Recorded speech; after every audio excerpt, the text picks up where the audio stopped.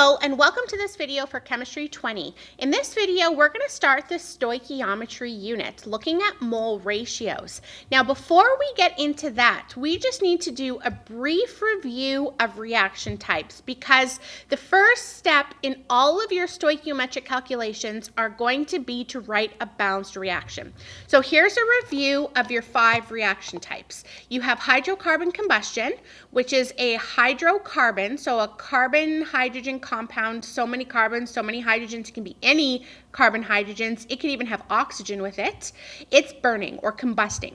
So that means it's reacting with oxygen, which is diatomic when it's by itself, to produce carbon dioxide gas and water vapor. Okay. Now, when you write a hydrocarbon combustion reaction, you always start by writing the reaction exactly as it appears here. Obviously, just changing the CXHY to whatever hydrocarbon you have. And then you balance once you're finished. And it's easiest to balance them in order of carbons, hydrogens, then save the oxygens for the end. When we go through the videos in this unit, we'll have some practice again doing this. Now, the next reaction type is comp. In a composition reaction, you have singular elements reacting to combine to make a compound. Now, remember your element form for some of the different elements out there. Some of the nonmetals are diatomic, so that means they exist as 2. So if you have hydrogen, oxygen, bromine, fluorine, iodine, nitrogen, or chlorine, they all have a subscript of 2 after them when they're by themselves in their element form. Okay, phosphorus is P4 and sulfur is S8. So if you have those by themselves, those are the numbers you have to put after them, 2's after all of those labeled 2 there. If it's any other element, you don't put a number after it. Okay, you don't put an ion charge. These are not ions, these are atoms, element atoms. Okay. Now, the compound it's going to form is either going to be ionic or molecular, depending on the elements combining. It's important to note that whatever compound forms, this reaction, as well as decomp, which is just the opposite, do not occur in water. So the compound can never be aqueous. It's only going to be solid, liquid, or gas. If it's ionic, it'll be solid. Molecular can be solid, liquid, or gas, usually the question tells you. Okay? Decomp is just the opposite of comp, where a compound splits into its elements. Again, when you're writing a reaction, you always start writing the reaction first, and then you balance with the coefficients in front of everything after the reaction is written. The last 2 reactions we have are single and double replacement. These reactions always occur in water, so you have to use your solubility chart for the ionic compound in them to see if it's solid or aqueous. Okay? For single replacement, it's an element, a single element reacting with an ionic compound. Now, if the element is a metal, you switch it with the metal in the compound, which is always the first element written in the compound.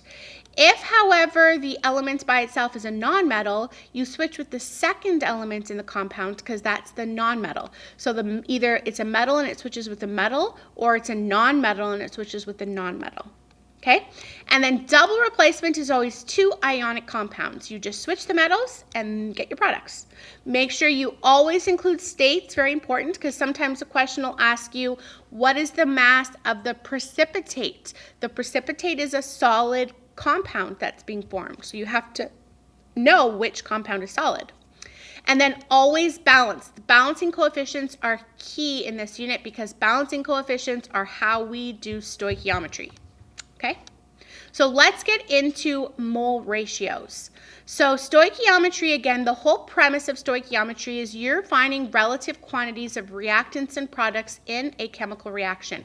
So in other words, you have the information of one substance in the reaction, you are looking for the information of the other substance. Now it could be mass, volume, concentration, pressure, temperature. It could be any number of things. In this lesson, we're just going to focus on the mole ratio. So just an introduction into the mole ratio. So the mole ratio, if you've watched my other videos, very similar to what we did in the gases unit, in the solutions unit, where we use the wanted over given ratio. But in this unit, we're going to always apply it to moles. Okay, so the moles of my wanted species equals the moles of my given species times the balancing coefficients, the one in front of the wanted divided by the one in front of the given. Okay, so the wanted over given are your balancing coefficients, and that's why I said balancing coefficients are key in this unit. Okay, the numbers in front of every species. So let's look at some examples. It says ethane is undergoing combustion. Okay, so ethane is one of the common molecular compounds in your data booklet. It is C2H6. It is a gas. And it is undergoing combustion, so that's a hydrocarbon combustion. The reactant is O2, and the product of every hydrocarbon combustion is CO2 gas and H2O gas, okay? These are the easiest reactions to write. It's just balancing them is a little tricky. But like I said, if you balance them in order of CHO, it makes it a little easier. So what I do is I look at my compound, my hydrocarbon. There's 2 carbons in it. I look at my product. Carbon dioxide has my carbon, but only 1. So I'm going to multiply that entire compound by 2 to get 2 carbons. Okay? Then I look at my hydrogens. There's 6 in my hydrocarbon and 2 in my water on the product side. So I need 6 there. So if I multiply that entire compound by 3, 3 times 2 will give me 6 hydrogens. Now I look at the oxygens on my product side, and I have 2 products that have oxygen, so I have to add them all up. Now remember, a balancing coefficient in front of a compound goes with all the elements in that compound. So I have 2 carbon dioxides. They each have 2 oxygens. So 2 times 2 is 4 oxygens in the carbon dioxide. Plus, there's 3 waters. They each have 1. So 3 times 1, if there's an invisible 1 there, is 3. Okay, so in total, when I add those together, I have 7 oxygens on my product side. Now, what times 2 here is going to give me 7? That is going to be a decimal, and you can balance with a decimal. I could write 3.5 here. 3.5 times 2 will give me 7. Okay, now some teachers say if you ever get into a situation where you have a decimal, what you're going to do is double everything. So this would become 2, this would become 7, this would become 4, this would become 6. And you can absolutely do that. Your mole ratio is going to end up being the same because if they're both doubled, they both simplify to what the other coefficients would be. Okay, so balance it however your teacher tells you, but in my class, I fully allow you to use a fraction or a decimal when balancing these. All right, so that's step 1. Write a balanced equation, including states, everything. All right, now we're going to identify the wanted and the given. So it's asking what amount in moles of carbon dioxide is formed. So that is my wanted. So I always like to go above that compound, write a W to remind myself that is my wanted. I'm told I have 2.50 moles of ethane.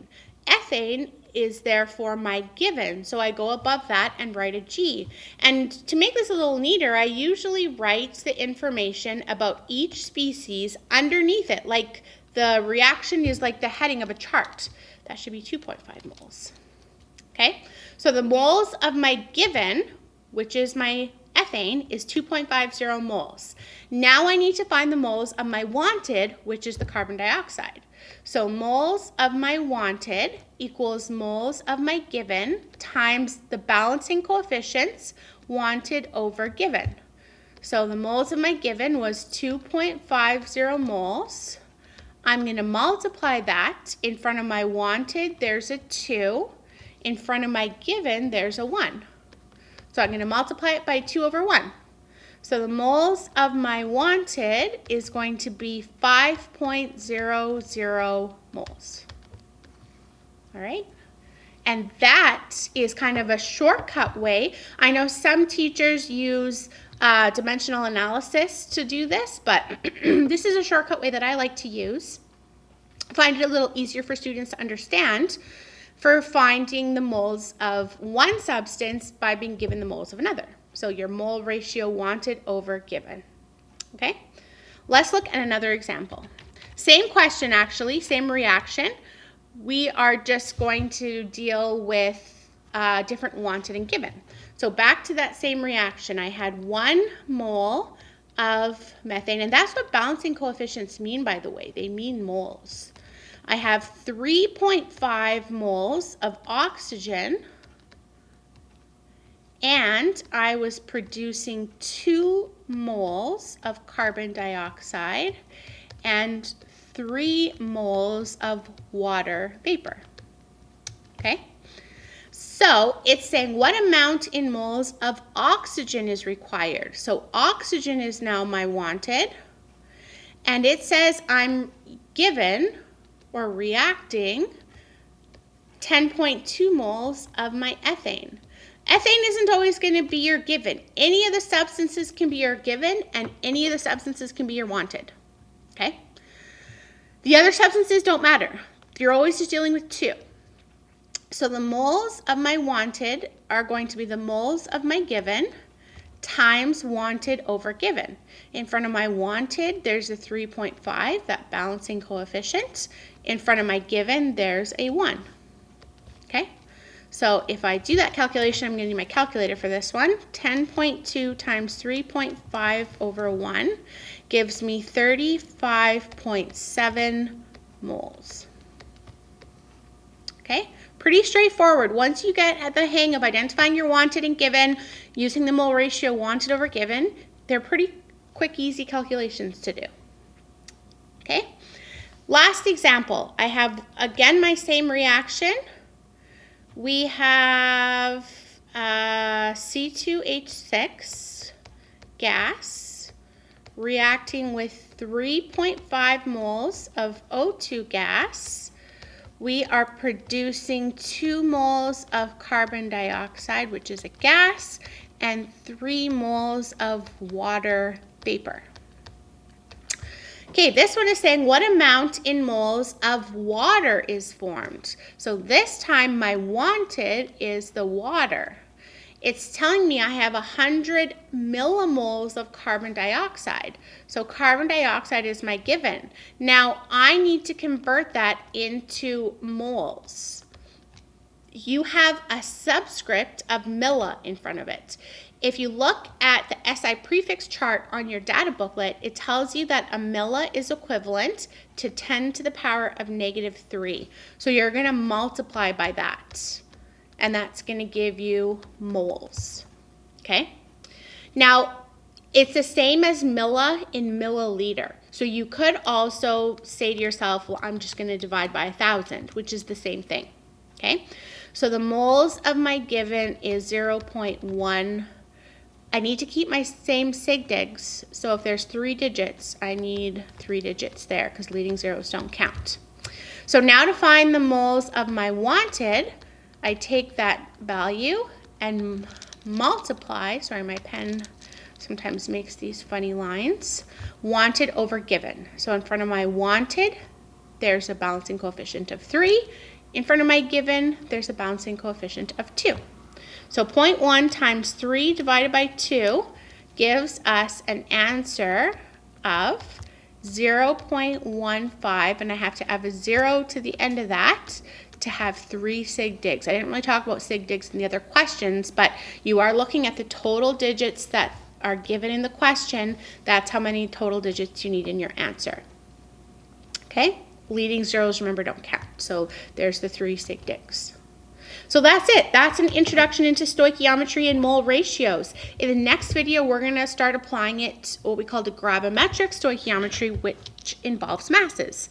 Thank you very much for watching this video.